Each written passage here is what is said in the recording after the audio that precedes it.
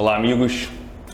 Olha, no final do mês de agosto desse ano, o Brasil e a música perdeu MC Marcinho, uma referência, um precursor do funk melody.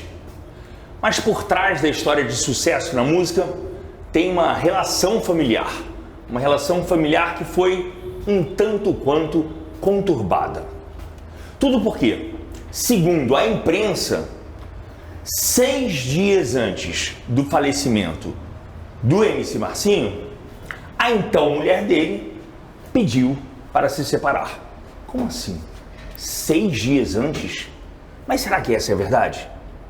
A gente vai conversar agora com Kelly, que viveu com o Marcinho por 20 anos. Tudo bem, Kelly? Tudo bom, Léo? Agora me explica, eu te chamo de ex-mulher ou viúva? Ex-mulher, ex-esposa. Tem muita gente brigando por esse cargo de viúva. Eu sou ex-esposa. Tá, vamos começar? Vamos? Por favor, Kelly. Obrigada. A questão é que a Kelly, depois do falecimento do Marcinho, por conta dessas notícias, a vida dela Virou inferno. virou um inferno. Ela recebeu até ameaça de morte, Foi. ameaça de espancamento. Né? Foi. Ela teve que sair do bairro onde ela morava por muito tempo. Muito tempo. Por favor, senta aqui, Obrigada. Kelly, senta aqui. Obrigada. Obrigado. Vamos conversar? Primeiro, Vamos. A sua vida foi muito atribulada do ponto de vista psiquiátrico. Isso. E isso foi o desestabilizador da sua relação com o Marcinho. Foi.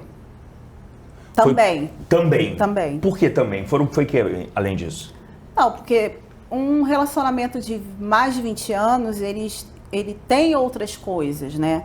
Ele tem outros desentendimentos, ele tem algumas traições, mas assim, eu tinha uma dependência emocional tão grande que a gente sempre passava por cima de tudo. Nós tivemos muitas dificuldades, mas a gente passava por cima de tudo. A Kelly casou em regime de separação Total de bens. Isso há 20 anos atrás. Isso. Ela só descobriu que era esse regime na hora que ela voltou da lua de Da mel. lua de mel. Da Era lua isso. de mel, foi. Mas tudo bem, e mesmo Tudo assim... bem, tranquilo, porque ninguém casa pra separar, Exatamente. entendeu? E você amava o Marcinho? Muito, muito. Quem me conhece, até quem não me conhece, sabe da minha relação, do meu sentimento. Vamos lá. Quando é que você percebeu que você estava viciada em remédios? Bom, na verdade, eu já sou viciada em remédio já há bastante tempo. Só que quando foi em janeiro deste ano, foram que as coisas começaram a sair do controle, né? Porque nós viajamos, eu me lembro que nós viajamos para Cabo Frio em janeiro, choveu muito e a gente não conseguia sair e eu tomava remédios e dormia o dia inteiro. Quem me conhece vai poder dizer que eu era o tipo da pessoa que dormia o dia inteiro por causa do uso abusivo de remédio, né? E toda Remédios vez... controlados. Remédios controlados. Remédios tarja preta. Tarja preta.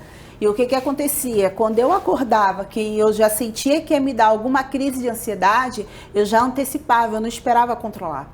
Eu já me antecipava, tomava meus remédios, fechava tudo e ficava dentro do quarto.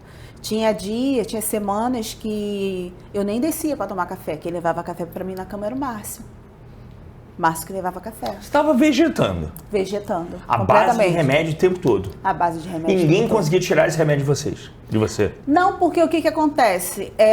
A pessoa que tem problema psiquiátrico, o que ela aprende a fazer? A manipular. Manipular as pessoas ao redor? Manipular as pessoas ao redor.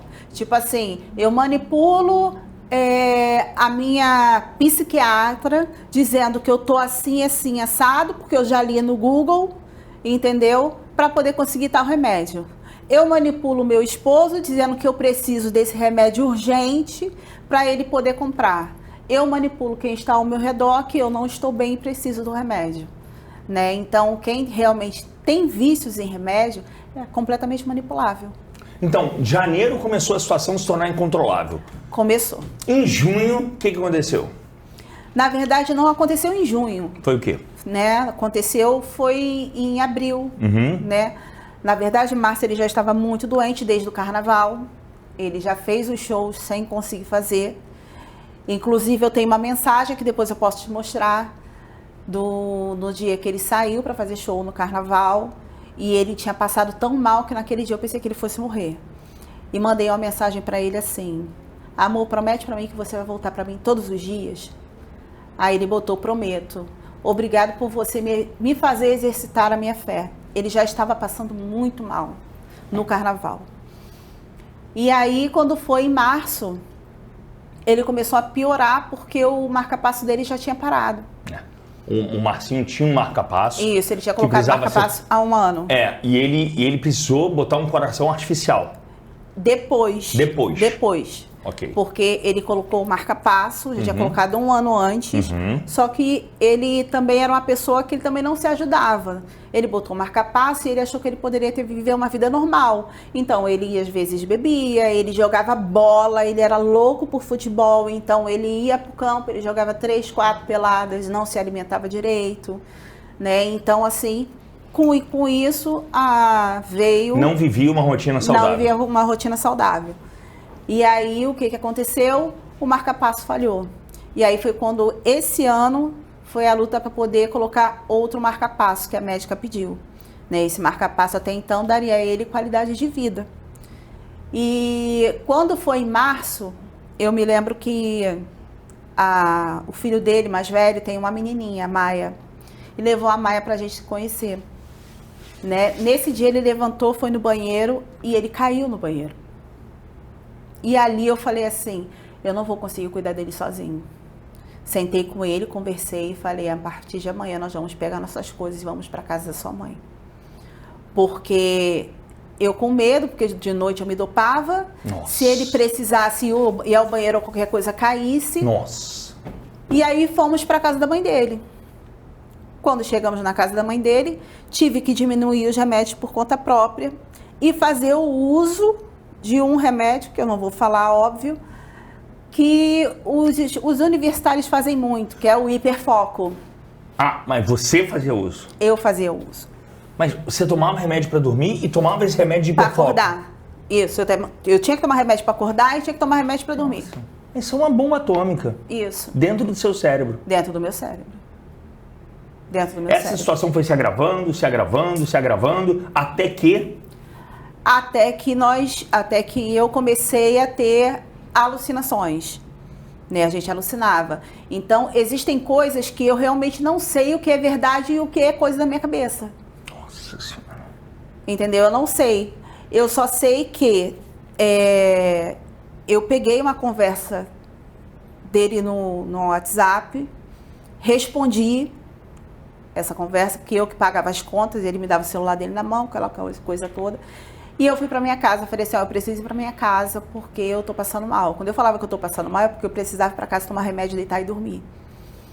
E a casa era perto, né, da casa da minha sogra. E aí eu fui.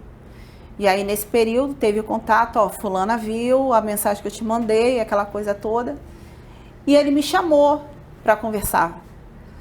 E aí eu falei pra ele, eu falei assim, eu não tenho como conversar com você, eu não posso brigar com você. Como é que eu vou conversar com você? Era uma mensagem que expunha uma traição. Isso. Eu falei pra ele, eu não posso conversar com você, eu não posso brigar com você. Como que eu vou brigar com você? Tá, mas você lembrava da mensagem? Lembrava, não, disso eu lembrava. Lembrava. E mesmo assim eu fiquei. Mas me conta das atitudes que você começou a fazer e que simplesmente você não lembrava. Foi quando a gente já tinha conversado sobre a gente dar um tempo, né? Isso em? Isso em abril. Abril. Antes da Páscoa, bem antes da Páscoa. Porque a nossa separação mesmo foi na Páscoa, separação de corpos. E aí eu falei, e eu fui pra casa, nesse dia também, continuei fazendo uso abusivo de remédios, e falei, sabe uma coisa, eu vou fazer um monte de fake. E fiz um monte de fakes. Fakes são perfis fakes. Perfis fakes em que eu redes fiz. sociais, perfis falsos. Perfis que ninguém sabia de quem era o nome, Isso. só que... O que você fez? Eu fiz com os meus dados pessoais. Com os dados pessoais. Então, assim, era só investigar e você descobriria de quem era o fato a conta. Né? Só que eu não lembrava disso. E o que você escrevia nessas contas? Então, eu falava para algumas pessoas que eu estava indo embora, mas que eu não estava largando ele. Que ele que queria me abandonar. Quando, na verdade, eu estava invertendo as coisas. Nossa. Entendeu? Eu estava invertendo as coisas. Ele queria conversar, né? Ele queria sentar, ele queria conversar. Só que eu não podia, Léo. Eu estava em surto. Como que eu vou conversar com alguém que está com o coração quase parando? Como que eu vou xingar alguém que está com o coração quase parando? Não tinha condições. E aí, o que eu falei? Eu falei para ele, eu falei assim, olha, vamos fazer o seguinte, você quer o divórcio? Aí ele queria o divórcio? Ele não queria. Mas aí, o que aconteceu? O Márcio, eu não consigo falar nele no passado. O Márcio, ele é uma pessoa que ele é extremamente orgulhosa. Né? Então, quando eu falei do divórcio, ele pensou assim, ela está cansada, ela não está aguentando mais e ela quer ir embora. E eu tô nessa situação. E eu nessa situação, surtada, frágil. Ele frágil. Ele frágil. Ele frágil. Eu frágil também. Você desestabilizada, totalmente. Totalmente. Não podendo responder por si. A situação é tão grave, para vocês terem uma ideia, ela ainda está sob a tutela? Não mais. Ela esteve... Meu filho ficou responsável por mim. O filho dela ficou responsável. Ele que me levou para a clínica psiquiátrica, ele que assinou tudo, ele que ia me visitar, ele que autorizava as coisas. Meu filho de 22 anos. Então, essa história da advogada, cara, eu fiquei muito chocado com o que você me falou. Eu preciso que você conte aqui para nossa audiência que a advogada, um belo dia, ligou para você e falou o quê? O que a advogada disse? Isso. No dia que eu fiz a minha live, que tá salva lá no Instagram, eu fiz uma live, no dia seguinte ela me mandou uma mensagem pelo WhatsApp dizendo, seu divórcio saiu. Aí você perguntou Aí eu falei para ela o seguinte, como assim? Ela você deu entrada no divórcio. E eu falei para ela, mas como eu dei entrada, eu não assinei nada, ela não quer e você assinou. E eu fiquei brigando com ela e eu chamei minha filha, porque no dia que eu fui no escritório, eu não lembrava de ter assinado nada, né? Você estava mais uma vez sob efeito de remédios. Sob efeito de remédios. Então é o que eu te falei, eu não posso dizer pra você que eu não assinei, porque eu não sei. Tem muita coisa da minha vida que eu não sei, que eu não lembro, que eu não posso falar assim, olha, eu não fiz isso. Até porque a advogada, ela é muito idônea. Ela é minha amiga de infância. Eu botei ela pra trabalhar. Ela não mentiria pra você? Não iria mentir. Gente, como é que é? Você assina um divórcio e não lembra? Não lembro. Aí depois eu perguntei pra ela o seguinte, amiga, quando que foi dada a entrada do divórcio? Ela foi dada dia 1º de agosto. E quando que saiu o divórcio? Isso eu perguntei agora depois que eu saí da clínica da última vez. Ela dia 9 de agosto. Aí eu ainda brinquei com ela, nossa, divórcio veloster. Né? Porque a gente não teve a oportunidade, nós dois, eu e Márcio, de conversarmos, porque até a nossa separação foi pelo WhatsApp. Nossa. Ele foi internado em junho? Ele foi internado, se eu não me engano, dia 23 ou 24 de junho. E ele veio a falecer dia 26 de junho. Aqui de agosto. Perdão, 26 de agosto. Isso. Ele veio a falecer, então, no final de agosto. Isso. A questão é, a imprensa, no entanto, só noticiou a separação, o divórcio... Quando ele infartou. Então, assim, ele infartou no início de agosto... Falaram que ele infartou dia 12 de agosto. Porque você não sabia. Eu não sabia, eu estava na clínica, estava internada. Então, olha só, presta atenção nessa história. Como é complicado. A imprensa noticiou o infarto do Marcinho, só que logo depois noticiou que a Kelly havia pedido divórcio 2 dias antes do infarto. O que leva a crer que o Marcinho teria infartado por causa desse pedido. Exatamente. No entanto, ela já havia pedido em abril. Isso. Que... Na verdade, nós começamos uma conversa sobre isso. Então, assim, e aí, o que passa a imagem? Uma mulher que pede divórcio dias antes de ele sofrer um infarto, dá a entender que você é a culpada. Exatamente. E essa é a imagem que ficou. Foi essa que ficou e fora as outras, muitas outras. Que outras? Que meus filhos estavam contra mim, que a filha do Márcio, que apareceu tem 2 anos, ia me processar por abandono de incapaz, né? Inclusive, no enterro, o problema todo foi, no enterro, o irmão dele deu uma declaração dizendo que ele tinha se entregado à doença porque ele estava em depressão, porque eu tinha pedido a separação. E aí isso foi para vários portais, porque ele falou com a boca dele, não foi por escrito. E tipo, isso sentencia basicamente a sua culpa. Exatamente, me sentenciou. E aí, quando eu saí, que eu li as mensagens, eu fiquei com síndrome do pânico. Porque eram mensagens muito ofensivas. E tipo assim, eu não duvido, Léo, que ele tenha ficado deprimido. Porque eu sempre cuidei do Márcio.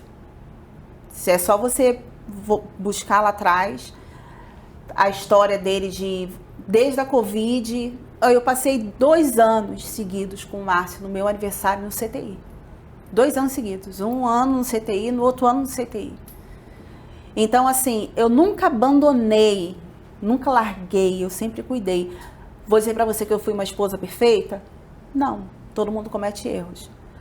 Mas daí a dizer que foi por minha causa, eu acredito que ele tenha ficado deprimido porque eu fiquei em depressão.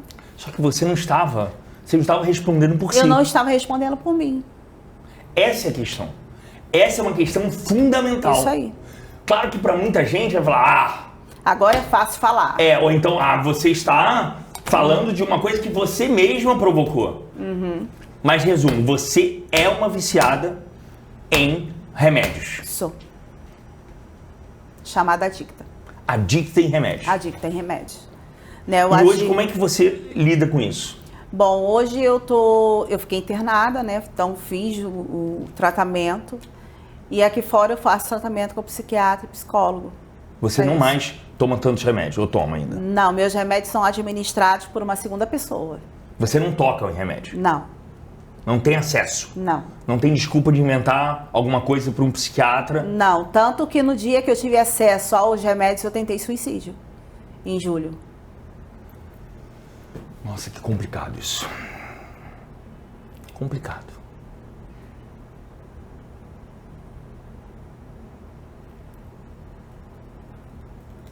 É um desespero. Foram 2 tentativas de suicídio. Nossa Senhora. Uma foi de outra forma e a outra pelo uso abusivo de remédios. E eu me lembro que nesse dia eu mandei... Geralmente as pessoas que tentam suicídio, elas pedem socorro. Eu não pedi socorro. Eu escrevi uma carta para 3 pessoas, pedindo para que essas pessoas cuidassem dos meus filhos. Não desamparassem meus filhos. Ai, tem que ter muito cuidado com isso, né? Tudo isso. Então, você estava totalmente fora de si no período em que ele infartou. Isso. Como é que você soube do infarto? Eu estava internada numa clínica psiquiátrica, né? E... Ninguém contou pra você? Não. Tiveram que me contar, porque o que acontece? Lá nós temos acesso à TV. Ah, tem? E tem algumas pessoas também que vão de visitar outras pessoas. E aí a minha psicóloga de plantão me chamou e chamou a minha filha, que nessa época minha filha estava internada comigo, para poder falar o que estava acontecendo. Falou, olha, Kelly, a gente precisa falar para vocês, a gente não pode deixar passar, que o Márcio, ele infartou. E aí nesse dia eu enlouqueci, eu chorei horrores, tiveram que me medicar e tudo. E ela falou assim, eu estou falando isso porque eu vou dar para a Marcele uma possibilidade, mas para você eu não vou poder dar.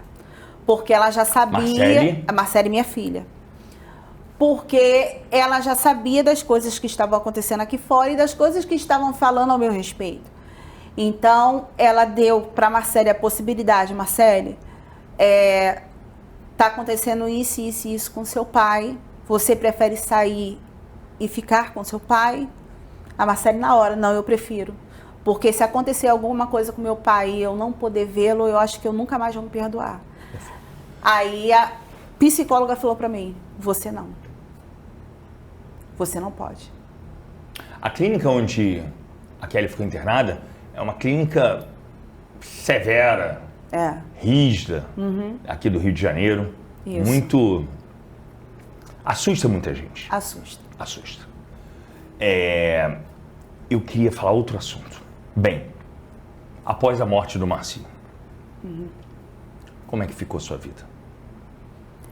Bom, o que eu posso te dizer é o seguinte, quando o Márcio morreu, eu estava internada, né? Ele faleceu e logo que ele faleceu, a minha filha mandou mensagem para os médicos de plantão, porque já estava pipocando. Alguém soltou antes da família avisar, de avisarem a família toda. Então a imprensa começou a soltar, né? Isso foi Soltar o quê? Soltar a informação de que ele tinha falecido. Tá. Então eles tinham medo que eu ficasse sabendo pela imprensa. Perfeito. Aí me chamaram, o médico me chamou, minha psicóloga me chamou, contou o que tinha acontecido. E ela falou, você não vai poder sair.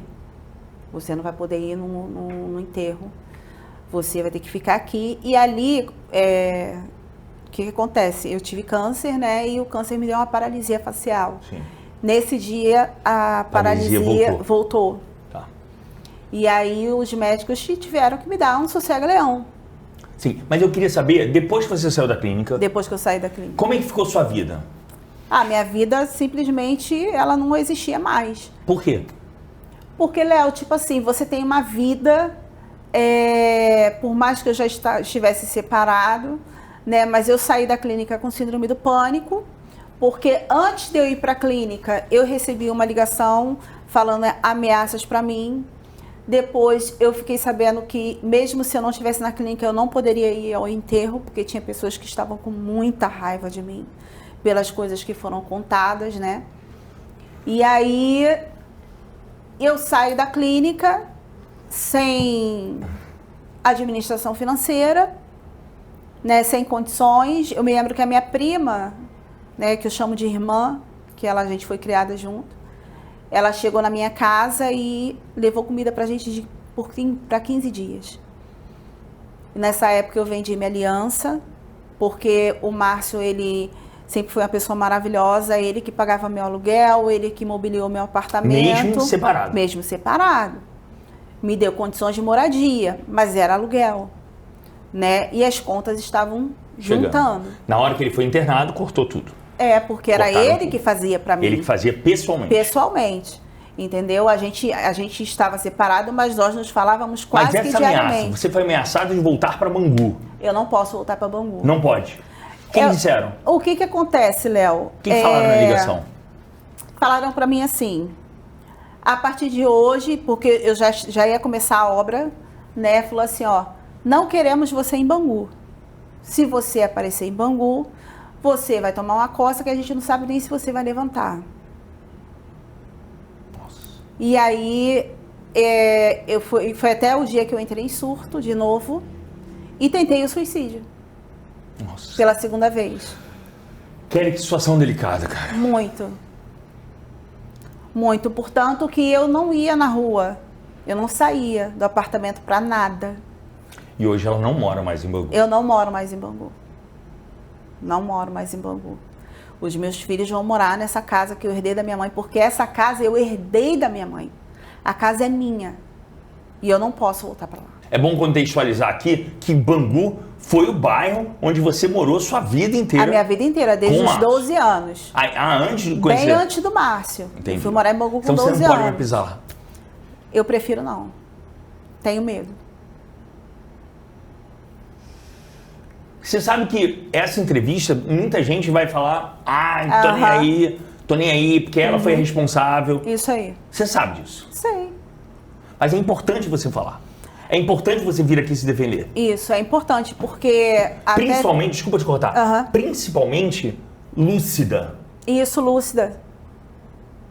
Você não está sob uso de nenhum remédio? Não estou sob uso. Eu tomo 2 medicações.